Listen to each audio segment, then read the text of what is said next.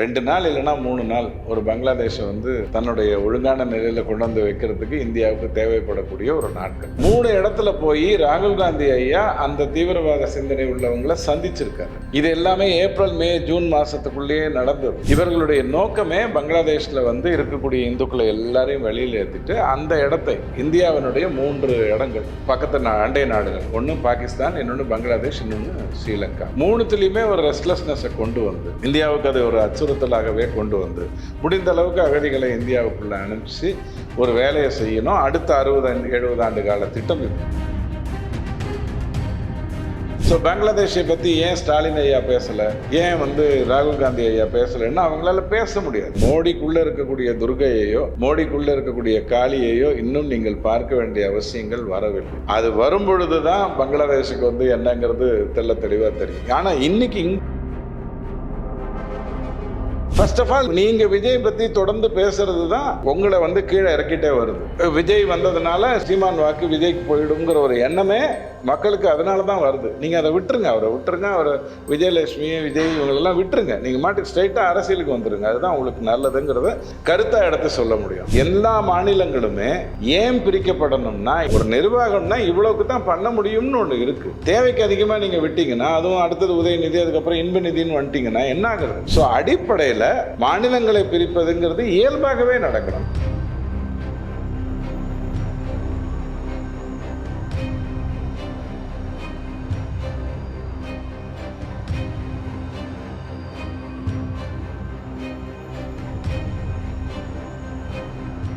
பேசு தமிழா பேசுவினுடைய மக்கள் ஃபவுண்டேஷன் மூலமாக நம்ம ஒரு மிகப்பெரிய ஒரு பசு சரணாலயம் அமைப்பதற்கான முயற்சியில் ஈடுபட்டிருக்கோம்.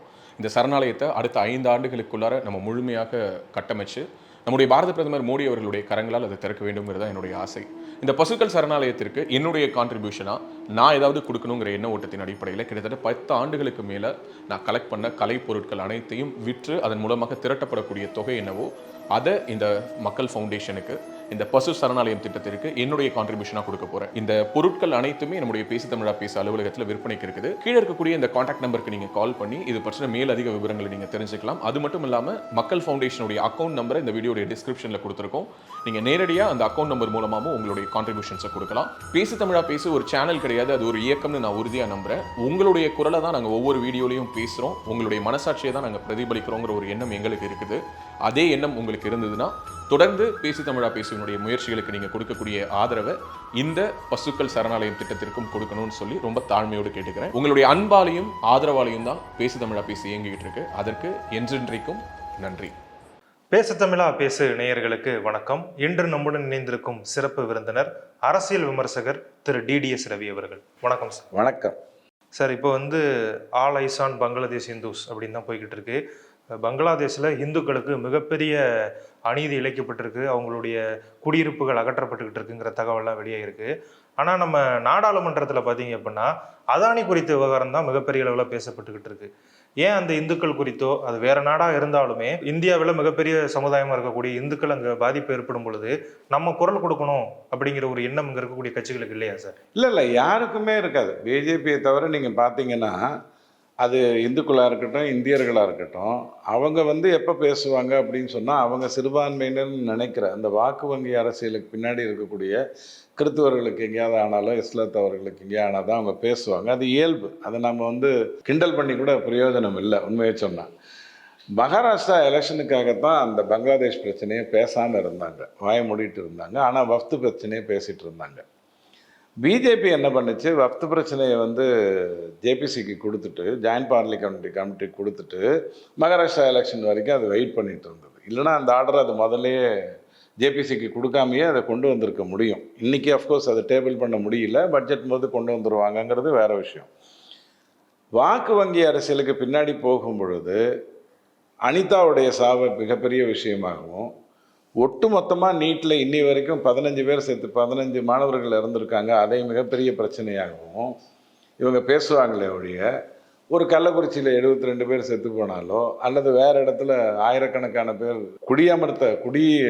அந்த நாட்டை விட்டே வெளியேற்றக்கூடிய ஒரு சூழ்நிலை ஏற்படுத்தினாலோ, அல்லது ஜார்க்கண்டில் வந்து ஊடுருவல்காரர்கள் இருக்காங்கன்னு சொன்னால் அதை பற்றி பேசாமலோ, அல்லது வெஸ்ட் பெங்காலில் ஏற்கனவே பங்களாதேஷிகள் இருக்காங்கங்கிறதையோ பேசாமல் இருக்கிறதுங்கிறது வந்து இந்தியாவுடைய தலையெழுத்து. இவங்களுக்கு 50-60 வருடமாக வாக்களித்த அந்த பாவத்திற்கு நாம் சம்பளத்தை கொடுத்து தான் ஆகணும். அடிப்படையில் பங்களாதேஷில் 8% மக்கள் வந்து இந்துக்களாக இருக்காங்க. அவங்க வந்து அங்கே வியாபாரத்தில் இருக்காங்க. இங்கேருந்து கார்மெண்ட்ஸுக்காக போனவர்கள் நிறைய பேர் அங்கே இருக்காங்க. அதுதான் அடிப்படை விஷயம். பங்களாதேஷ் பிரச்சனையை அமெரிக்கா உள்ளே கொண்டு வந்த உடனேவே அந்த அந்த இடத்துல யூனஸை கொண்டு வந்து கலிதாவை வந்து தூக்கி போட்டு அந்த மாதிரி வேலையெல்லாம் பண்ண உடனேவே இந்தியா வந்து வேறு விதமாக ரியாக்ட் பண்ணியிருக்க முடியும். 2 நாள் இல்லைன்னா 3 நாள் ஒரு பங்களாதேஷை வந்து தன்னுடைய ஒழுங்கான நிலையில் கொண்டு வந்து வைக்கிறதுக்கு இந்தியாவுக்கு தேவைப்படக்கூடிய ஒரு நாட்கள். ஆனால் என்றைக்குமே இந்தியா வாஜ்பாய் ஐயா சொன்ன மாதிரி முதல் குண்டை நாங்கள் போட்டது இல்லைங்கிறது தான் எப்போதுமே அது பண்ணும். யூனஸ்ன்னு ஒருத்தர் வந்திருக்காரு, அவர் பயங்கர அறிவாளியாக இருக்கார். இங்கே தமிழ்நாட்டில் ஒரு 5 பேர் பொருளாதார ரீதியாக பயங்கர அறிவாளிகள் உட்காந்துருக்காங்க. 3 லட்சம் கோடி எப்படி கடன் வாங்கலாங்கிறதெல்லாம் ஹெல்ப் பண்ணாங்கங்கிற மாதிரி அந்த யூனஸ்ங்கிறவர் அங்கே இருக்கார். 3 இடத்துல போய் ராகுல் காந்தி ஐயா அந்த தீவிரவாத சிந்தனை உள்ளவங்களை சந்திச்சிருக்காரு. இது எல்லாமே ஏப்ரல், மே, ஜூன் மாதத்துக்குள்ளேயே நடந்தது. அவர் அந்த அமெரிக்காவில் போய் பேசும்போதுக்கு முன்னாடியும் நடந்த ஒரு விஷயம். பங்களாதேஷில் பாதிக்கப்பட்டதை அவ்வளோ சுலபமாக விட்டுற மாட்டாங்க. இன்றைக்கி அமெரிக்கா வந்து பைடனுடைய அமெரிக்கா இல்லை, ட்ரம்ப்புடைய அமெரிக்கா. ட்ரம்ப்புடைய அமெரிக்காவில் வந்து தேவையில்லாமல் பேசவே மாட்டாங்க. அவங்களுக்கு பேச்சுவார்த்தையின் மூலமாகவே முடிச்சு விட தெரியும். பைடனுக்கு தான் எப்போ பார்த்தாலும் போருங்கிறது ஒரு பெரிய விஷயமா காட்டிக்க நினைப்பார். இதுக்கு முன்னாடியும் அதற்கான சான்றுகள் அவங்க கட்சியிலேருந்து இருந்திருக்கு. பங்களாதேஷில் நடக்க வேண்டியது என்ன அப்படின்னு கேட்டிங்கன்னா, இப்போது நீங்கள் பங்களாதேஷை பார்த்து ஒரு 2-3 கேள்வி கேட்டிங்கன்னா அவங்களுக்கு பதில் சொல்ல தெரியாது. ஐயா, யூனஸுங்கிறவர் உங்கள் நாட்டினுடைய ஜனாதிபதியா அல்லது பிரதம மந்திரியா அப்படின்னா, இல்லைங்க அது மாதிரி தாங்க, ஆனால் அப்படி இல்லைங்க அப்படிங்கிறது தான் பதிலாக வரும். இப்போ ஒரு அரசை தேர்ந்தெடுத்திருக்கீங்களே, உங்கள் நாட்டின் சட்டத்தின்படி இன்ட்ரீம் கவர்மெண்ட்டுன்னு ஒன்று வர முடியாதுங்கிறது இருக்கே, அதை நீங்கள் மாற்றிட்டீங்களா அப்படின்னு கேட்டால் மாற்ற போகிறாங்க, மாற்றினா மாற்றிடுவாங்க, ஆனால் இதுதாங்க அப்படின்ற மாதிரி குழப்பத்தை தான் கொண்டு வருவாங்க.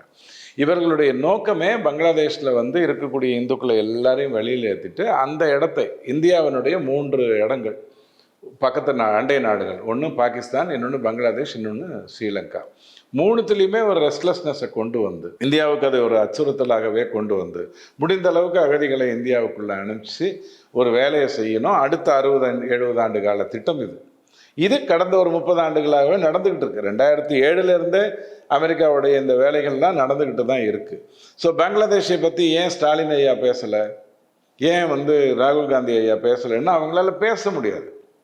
15 நிமிஷத்தில் இந்த கஜினிக்கு மறந்து போயிடும், அப்புறம் திருப்பி மாரில் எழுதி வச்சுட்டு திரும்பி பேசுவார். அந்த மாதிரியான வேலையை தான் அவங்க செஞ்சுக்கிட்டு இருக்காங்க. இல்லை, அமெரிக்காக்காரங்க ஒன்று உங்களுக்கு ஓட்டு போட போகிறது இல்லையா சார்? ஓட்டு போட போகிறது இல்லை, ஆனால் நோட்டு போடுறது அவன் தான். நீங்கள் அமெரிக்காவுடைய வேலையே என்ன அப்படின்னா, அது ஈரானாக இருக்கட்டும், ஈராக்காக இருக்கட்டும், ஜப்பானாக இருக்கட்டும், சீனாவாக இருக்கட்டும், எதெல்லாம் வளருகிறதோ அதை எல்லாத்தையும் முடிச்சு விடக்கூடிய வேலையை அமெரிக்கா தொடர்ந்து செஞ்சுட்டு இருந்தது. ஏன்னா அதுக்கு பக்கத்தில் கோடு போட்டு வெற்றி பெற தெரியாது. இந்த கோட்டை அடித்து தான் அது வந்து தன்னை வளர்த்துக்கொள்ளும். அதுதான் அதனுடைய வேலை. நம்ம திமுக மாதிரி அடிப்படையில் அமெரிக்காவை பொறுத்த வரைக்கும் இந்த வேலைகளை அவங்க தொடர்ந்து செய்வாங்க. எப்போல்லாம் இந்த மாதிரி ஓட்டு வருகிறதோ அப்படிங்கிற டைமில் பண்ணுவாங்க. ட்ரம்ப்பை வைத்துக்கொண்டு அதை பண்ண முடியாது. ஒரு சொல்யூஷன். 2வது, பங்களாதேஷை பொறுத்த வரைக்கும் மோடி அவர்கள் வந்து இன்னும், நான் ஏற்கனவே பல பேட்டிகளில் சொல்லியிருக்கேன், மோடிக்குள்ளே இருக்கக்கூடிய துர்கையையோ மோடிக்குள்ளே இருக்கக்கூடிய காளியையோ இன்னும் நீங்கள் பார்க்க வேண்டிய அவசியங்கள் வரவில்லை. அது வரும் பொழுது தான் பங்களாதேஷுக்கு வந்து என்னங்கிறது தெளிவாக தெரியும். ஆனால் இன்றைக்கி இங்கே நாட்டில் செய்ய வேண்டிய நிறைய வேலைகள் இருக்குது.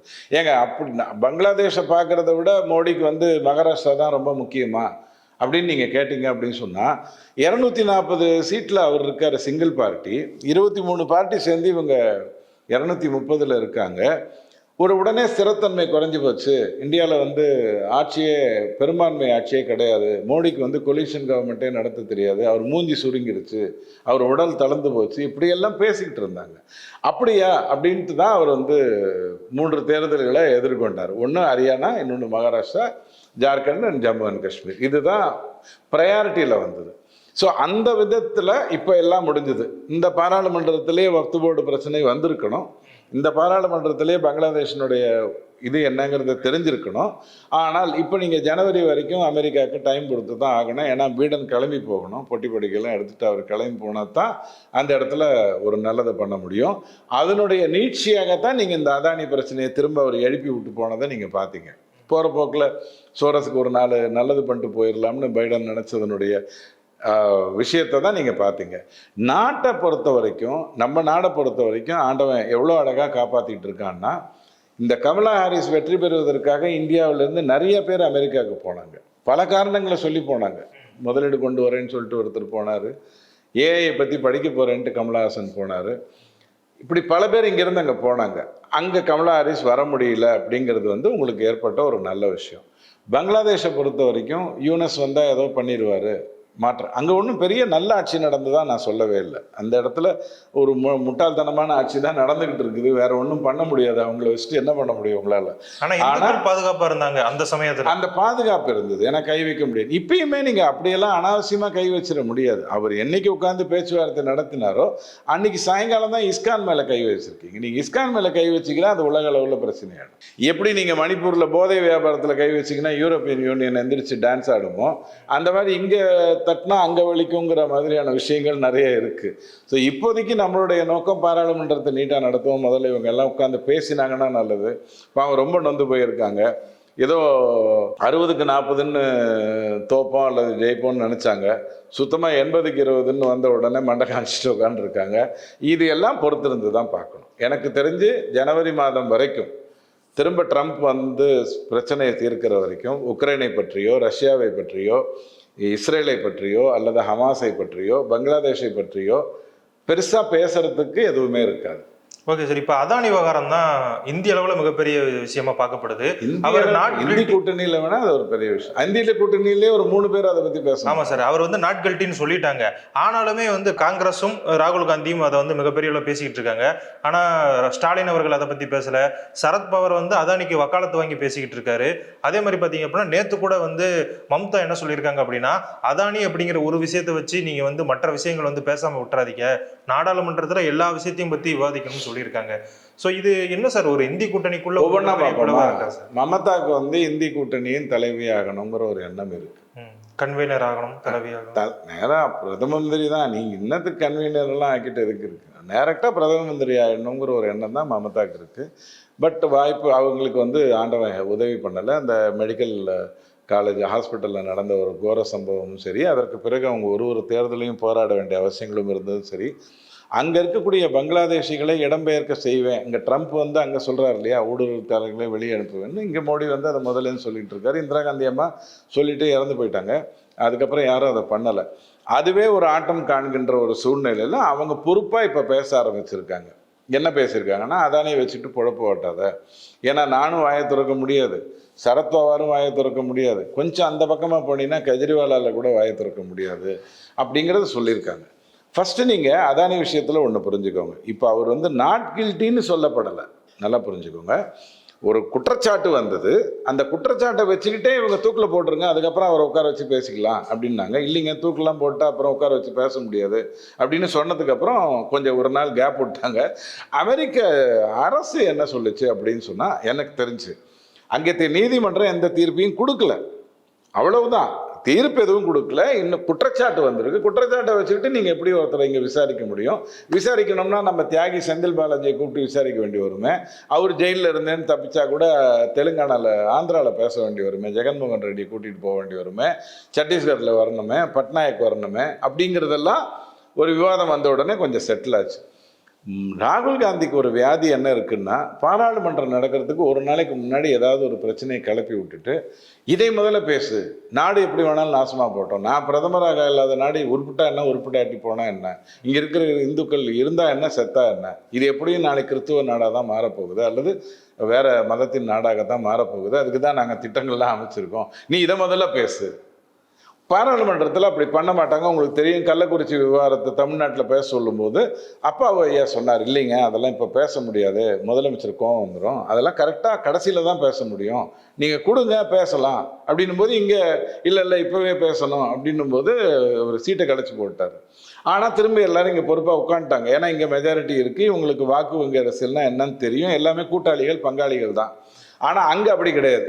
ராகுல் காந்திக்கு வேறு வேலை கிடையாது. அதனால் அவர் வந்து பேசுகிறாரு. இது தப்பு. நீங்கள் அதானிங்கிறவர் இருக்கட்டும், அம்பானியாக இருக்கட்டும், டாட்டாவாக இருக்கட்டும், பிர்லாவாக இருக்கட்டும், இவர்கள் எல்லோருமே வணிகர்கள். அவங்க அவங்களுடைய வேலையை பார்த்துக்கணும். இந்த நாட்டில் அவங்க ஏதாவது ஒரு ஃபெசிலிட்டி எதிர்பார்க்குறாங்களா, கேட்குறாங்களா, அதை நான் மறுதளிக்கிறதுக்கு இப்போ கென்யா சொன்னாங்க இல்லையா, நீ அந்த பிரச்சனையை முடிச்சுட்டு வா, அதுக்கப்புறம் நான் பார்த்துக்கிறேன். அவங்க ஏன்னா இப்போ தான் ஒப்பந்தம் போட்டாங்க. அவங்க ஒன்றும் 4-5 வருஷமாக அதானியோட குடும்பம் நடத்திட்டு இப்போ திடீர்னு தலாக் சொல்லிடல. ஸோ இப்போ வந்து ஒரு வணிகர் வந்து ஒரு வியாபாரம் செய்கிறார். அந்த வியாபாரம் இதில் ஒரு தவறுகள் வந்ததுன்னு சொன்னால் நீதிமன்றம் இருக்குது, செபி இருக்குது. இந்தியாவை பொறுத்த வரைக்கும் அமெரிக்காவில் குற்றச்சாட்டை வாங்கியிருக்காங்க, நீதிமன்றம் இன்னும் பேச வேண்டி இருக்குது. அதை வைத்துக்கொண்டு பேசுங்க. அமெரிக்காவில் ஏன் அதானியை குறி வைக்கிறான் அப்படின்னு சொன்னால், இந்தியாவை பொறுத்த வரைக்கும் காங்கிரஸ் ஆட்சி செய்த வரைக்கும் அதானியை வளர்த்து விட்டது காங்கிரஸ், இந்தியாவில் வியாபாரம் செய்ய வச்சு. மோடி வந்ததுக்கப்புறம் இவரது எல்லாமே வெளிநாட்டு வியாபாரமாக திசை மாறி போயிடுச்சு. யார் நஷ்டப்பட்டாங்க இந்த பிரச்சனையில் அப்படின்னு கேட்டிங்கன்னா, இந்த ஷார்ட் டேர்ம் இன்வெஸ்டர்ஸ் தான் நஷ்டப்பட்டாங்க. அவங்களுக்கு திடீர்னு போய் எல்லாத்தையும் விற்றுருப்பாங்க. 10 ரூபாய்க்கு வாங்கிட்டு 50 ரூபா வரைக்கும் வந்துருச்சு அப்படின்னு நினச்சிட்டு 20 ரூபாய்க்கு இறங்கின உடனே 8 ரூபாய்க்கு இறங்கின உடனே விற்றுட்டு ஓடி போயிருப்பாங்க. ஆனால் லாங் டேர்ம் இன்வெஸ்டர்ஸுக்கு எந்த ப்ராப்ளமும் இல்லை. ஏன் நம்ம ராகுல் காந்திக்கே எந்த ப்ராப்ளமும் இல்லை. அதை தான் அவங்களுக்கு சொல்லியிருக்காங்க. 2 கோடி ரூபாயை போட்டு முதலீடு பண்ணிங்க, இன்றைக்கி அது வந்து 20 கோடிக்கு ஆயிருக்கு, நல்லா தானே இருக்கீங்க அப்படிங்கிற மாதிரி சொல்கிறாங்க இல்லையா. இந்த லாங் டேர்ம் இன்வெஸ்டர்ஸை பொறுத்த வரைக்கும் பெரிய பாதிப்புகள் வராது. அதானியோடைய கேபிட்டலோ ஸ்டாக்கோ அவருடைய வேல்யூவோ எந்த விதத்திலையும் கம்மியாக வராது. ஓகே சார், இப்போ இந்தியாவில் இருக்கக்கூடிய இஷ்யூக்கள்லாம் பார்த்துட்டு இப்போ தமிழ்நாட்டுக்கு வந்துடலாம் சார். தமிழ்நாட்டில் வந்து அதிமுக திமுக அவங்கெல்லாம் ஒரு பக்கம் அவங்களுடைய வேலைகளை பார்த்துக்கிட்டு இருக்காங்க. ஆனால் அதிமுக இன்னும் வேலையெல்லாம் பார்க்கல. திமுகவுக்கு இருக்கிற வேலை வேற, அது உங்களுக்கு தெரியாது. நல்ல கலாய்வுலாம் நடத்துறாங்கல்ல சார். அதிமுக கலாய்வு நடத்துறாங்க, அங்கேயே அவங்க நிர்வாகிக்குள்ள சண்டை வருது. ஸோ ஒரு எதிர்கட்சி அவங்களுடைய வேலையை அவங்க கரெக்டாக பார்த்துக்கிட்டு இருக்காங்கன்னு தானே சார் சொல்லணும். இல்லை, அதாவது அது உதயநிதி அப்படி சொல்லிட்டாரு. கலாய்வுங்கிற பேர்ல நீங்க வந்து கலவரத்தை நடத்துறீங்க அப்படின்ட்டாரு. திமுகவில் அந்த மாதிரி நடந்துன்னா வெட்டி போட்டுருவாங்க. அப்புறம் தேவசம் தான் பண்ண முடியும் அந்த ஆளுக்கு. அதனால அங்கே கலாய்வுங்கிறது ஒன்று வரவே, சண்டையே வராது. சண்டை வரப்போதுன்னு தெரிஞ்சால் அவனை முடிச்சு விட்டுருவாங்க. அதுக்கு 12 குறுநில மன்னர்கள் இருக்காங்க. எப்படி ஆக்சிடென்ட் பண்ணணும், எப்படி அவர் போகும்போது வாக்கிங் போகும்போது ஆக்சிடென்ட் பண்ணணும், இதெல்லாம் அவங்களுக்கு நல்லா தெரியும். ஸோ உதயநிதி இதை பற்றி பேசக்கூடாது. அதிமுக உள்ளாட்சி மன்றங்களில் நடக்கிற கலவரங்களை பற்றி வேணால் ஸ்டாலின் ஐயாவோ அல்லது உதயநிதி ஐயாவோ பேசணும். ஏன்னா ரொம்ப மோசமாக இருக்குது. சேர் கூட கொடுக்க மாட்டேங்கிறாங்க, உட்கார வைக்க மாட்டேங்கிறாங்க, 1000 பிரச்சனைகள் இருக்குது. அதிமுகவை பொறுத்த வரைக்கும் அங்கே பேசுகிறவங்க அதிகமாயிட்டாங்க. இது 89 இந்த நிலைமை அவங்களுக்கு வந்தது. அதிமுகவுக்கு வந்து ஜெயலலிதா அம்மா கண்ட்ரோல் எடுக்கிற வரைக்கும் 2 இருந்தது இல்லையா, அந்த டைமில் அந்த விஷயம் வந்தது. அங்கே முனுசாமி ஐயாலாம் பேசுகிறாரு, எல்லாரும் பேசுவாங்க. எதை பேசுகிறோம், எதை சொன்னால் கரெக்டு, எதை சொன்னால் தப்புன்னு கூட தெரியாமல் பேசுகின்ற விஷயங்கள் அதிமுகவில் எப்போதுமே நடந்துகிட்ருக்கும். யாராவது வந்து என்கிட்ட 100 கோடி ரூபாய் கேட்குறாங்கன்னு சொல்ல முடியுமா? அப்படி சொன்ன உடனே தேமுதிகவுக்கு பயம் வந்துடும். ஏன்னா 2016 1500 கோடி வாங்கிட்டு தான் 3வது அணி அமைச்சாங்கன்னு ஒரு குற்றச்சாட்டு இருக்குது.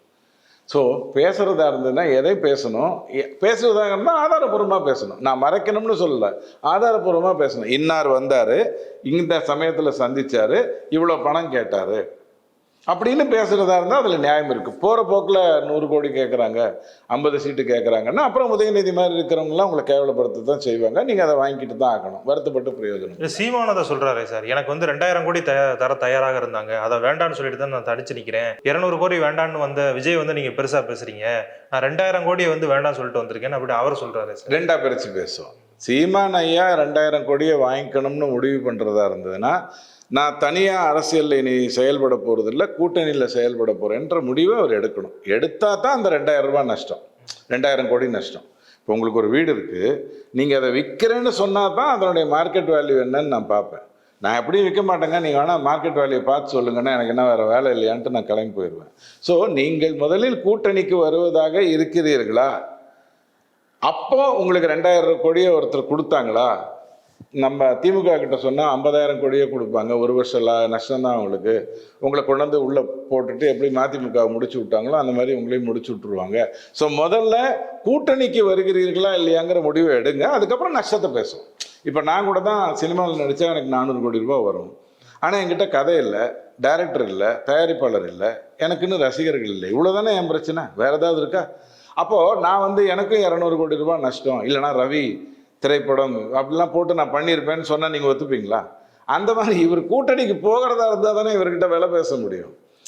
இவர் தனியாக கட்சி நடத்துறதுக்கு யாராவது விலை பேசுவாங்களா? நீ மாட்டுக்கு சைடில் போய் 8% பிரிச்சுட்டு வா, நான் உனக்கு 2000 கோடி கொடுக்குறேன்னு யாராவது பேசுவாங்களா? கூட்டணிக்கு தான் பேசியிருப்பாங்க. ஸோ ஃபஸ்ட்டு சீமான் ஐயா அந்த முடிவு எடுக்கணும், நம்பர் 1. ரெண்டாவது, விஜய் பொறுத்த வரைக்கும் அவர் 200 கோடியோ 300 கோடியோ விட்டுட்டு வரல. நல்லா ஞாபகம் வச்சுக்கோங்க.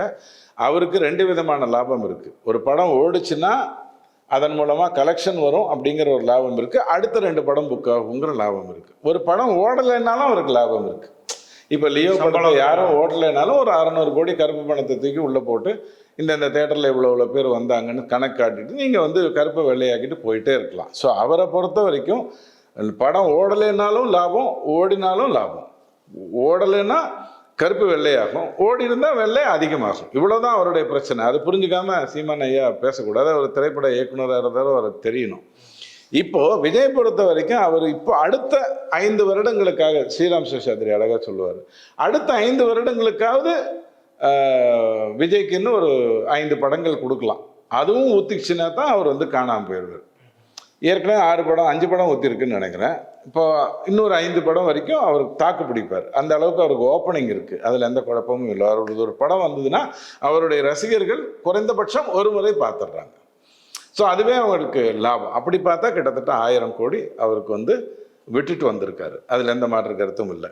இதை தவிர அந்த 1000 கோடி வைத்துக்கொண்டு கருப்பை வெள்ளையாக்குற ஒரு வேலையும் பாவம் அவர் வித்துட்டு வந்து ஒரு தியாகியாக அவங்க முன்னாடி நிற்கிறார். நீங்கள் அப்படி கிடையாது. உங்கள் படம் வந்தே ரொம்ப வருஷம் ஆயிடுச்சு. நீங்கள் கூட்டணியை பற்றி முடிவு எடுக்கலை. ஸோ இப்படியெல்லாம் அரசியல்களை பேசாதீங்க. உங்களை நீங்கள் இப்படி உயர்த்திக்காதீங்க, இப்படி பேசி உயர்த்திக்காதீங்க.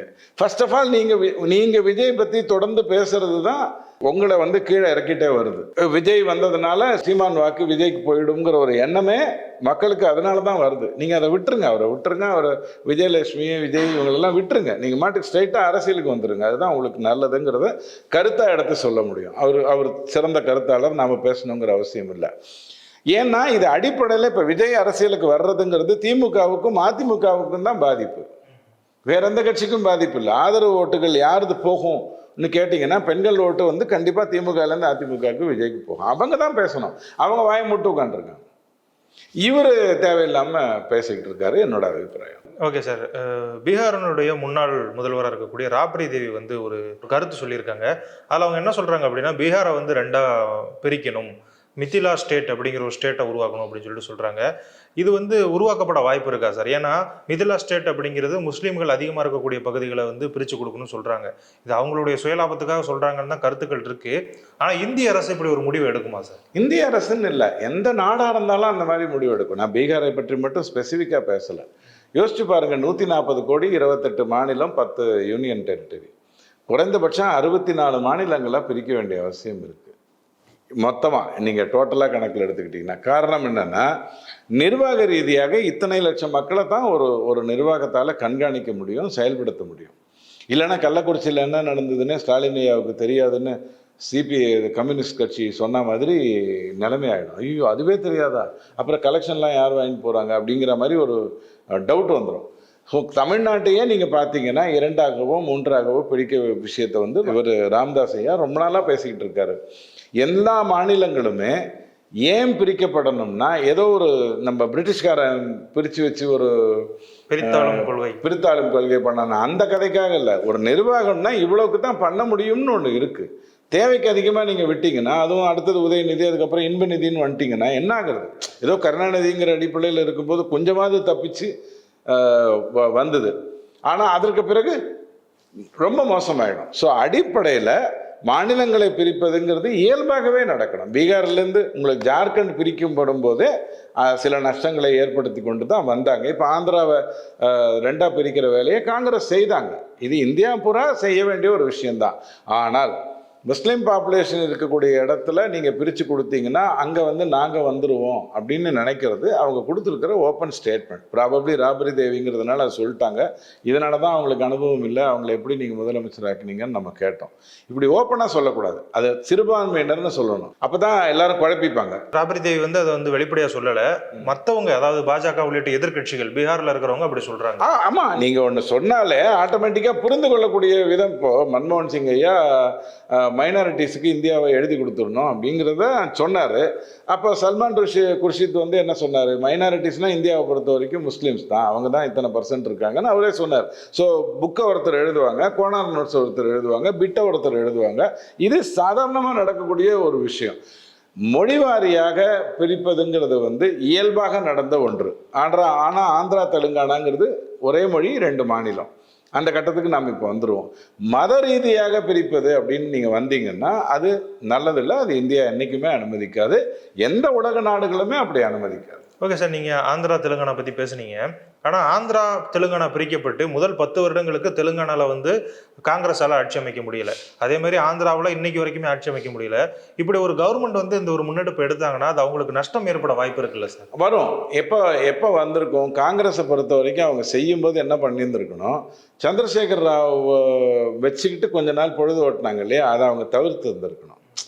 தவிர்த்து இருந்துட்டு இவங்களுடைய பெரிய ஆளாக ஒருத்தரை ஆக்கிட்டு அதற்கப்புறம் அந்த வேலையை செஞ்சுருக்கணும். அவங்க அவசரப்பட்டாங்க. ஓகே, அதாவது அவங்க செஞ்சது கரெக்டு. தெலுங்கானா ஆந்திரான்னு பிரித்தது கரெக்ட். அதில் எந்த மாற்று கருத்தும் இல்லை. நீங்கள் தெலுங்கு பேசுகின்ற நண்பர்கள் யாரை வேணாலும் கேட்டு பாருங்கள்.